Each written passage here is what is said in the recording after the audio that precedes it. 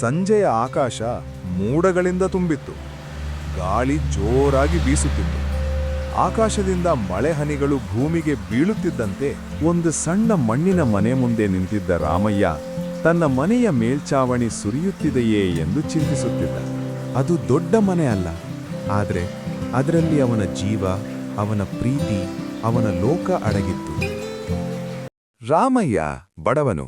ದಿನಗೂಲಿ ಕೆಲಸ ಮಾಡಿ ತನ್ನ ಹೆಂಡತಿ ಸೀತಮ್ಮ ಮತ್ತು 2 ಮಕ್ಕಳ ಬದುಕನ್ನು ಸಾಗಿಸುತ್ತಿದ್ದ.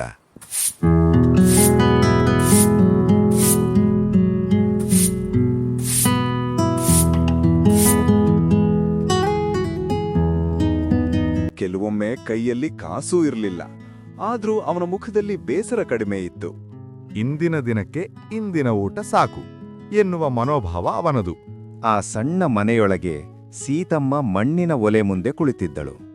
ಅಕ್ಕಿ ಸ್ವಲ್ಪವೇ ಉಳಿದಿತ್ತು. ಮಕ್ಕಳ ಕಣ್ಣುಗಳು ಹಸಿವಿನಿಂದ ತುಂಬಿದ್ದರೂ ಅವರು ಏನೂ ಹೇಳಲಿಲ್ಲ.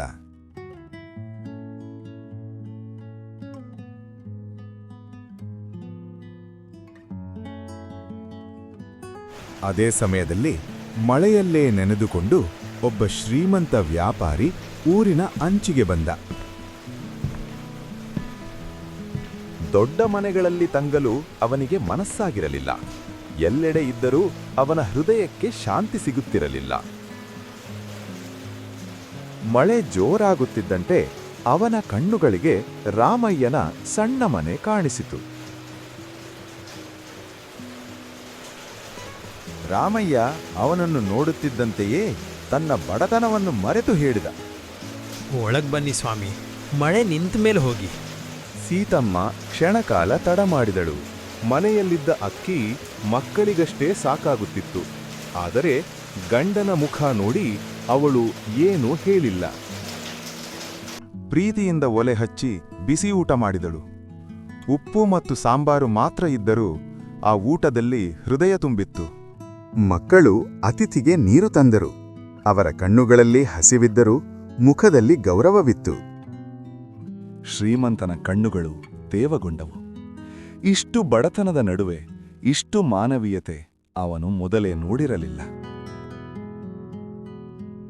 ಊಟದ ನಂತರ ಅವನು ಕೇಳಿಗ, ನಿಮಗೆ ಇಷ್ಟು ಕಷ್ಟ ಇದ್ದರೂ ನೀವು ಹೇಗೆ ಇಷ್ಟು ನೆಮ್ಮದಿಯಾಗಿದ್ದೀರಿ? ರಾಮಯ್ಯ ಮೃದುವಾಗಿ ನಗುತ್ತಾ ಹೇಳಿದ, ಸ್ವಾಮಿ, ಹೊಟ್ಟೆ ಖಾಲಿಯಾಗಬಹುದು, ಆದರೆ ಮನಸ್ಸು ಖಾಲಿಯಾಗಬಾರದು.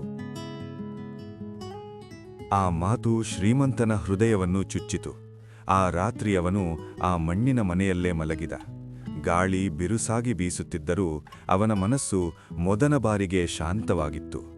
ದೊಡ್ಡ ಅರಮನೆಗಳಲ್ಲಿ ಸಿಗದ ನಿದ್ರೆ ಆ ಬಡವನ ಮನೆಯ ಮಣ್ಣಿನ ನೆಲದ ಮೇಲೆ ಸಿಕ್ಕಿತು. ಬೆಳಿಗ್ಗೆ ಸೂರ್ಯೋದಯವಾಗುತ್ತಿದ್ದಂತೆ ಶ್ರೀಮಂತನು ಹೊರಡಲು ಸಿದ್ಧನಾದ. ಹೋಗುವ ಮುನ್ನ ರಾಮಯ್ಯನ ಕೈಗೆ ಹಣದ ಚೀಲ ಕೊಟ್ಟ. ರಾಮಯ್ಯ ಬೆಚ್ಚಿಬಿದ್ದ. ಸ್ವಾಮಿ, ಇದು ದಯೆಯಲ್ಲವೇ ಎಂದು ಕೇಳಿದ. ಶ್ರೀಮಂತನು ನಿಧಾನವಾಗಿ ಹೇಳಿದ, ಇದು ದಯೆಯಲ್ಲ, ನೀವು ನನಗೆ ಕೊಟ್ಟ ಮಾನವೀಯತೆಯ ಬೆಲೆಯಿದು. ಆ ದಿನದಿಂದ ರಾಮಯ್ಯನ ಜೀವನ ಬದಲಾಯಿತು. ಹಣ ಬಂದರೂ ಅವನ ಮನಸ್ಸು ಬದಲಾಗಲಿಲ್ಲ. ಅವನ ಮನೆ ಸ್ವಲ್ಪ ದೊಡ್ಡದಾಯಿತು, ಆದರೆ ಅದರ ಆತ್ಮ ಅದೇ ಉಳಿದಿತು. ಪ್ರೀತಿ, ತ್ಯಾಗ ಮತ್ತು ಶಾಂತಿ. ನೀತಿ. ಬಡತನ ಮನೆಯಲ್ಲಿರಬಹುದು, ಆದರೆ ಶ್ರೀಮಂತಿಕೆ ಮನಸ್ಸಿನಲ್ಲಿ ಹುಟ್ಟುತ್ತದೆ. ಬಡವನ ಮನೆ ಚಿಕ್ಕದಾಗಿರಬಹುದು, ಆದರೆ ಅದರ ಮಾನವೀಯತೆ ಮಹಾನ್ ದೊಡ್ಡದು. ಇನ್ನಷ್ಟು ಕಥೆಗಳಿಗಾಗಿ ನಮ್ಮ MSN ಕಾರ್ಟೂನ್ ಕನ್ನಡ ಚಾನೆಲ್ನನ್ನು ಸಬ್ಸ್ಕ್ರೈಬ್ ಮಾಡಿ. ಧನ್ಯವಾದ.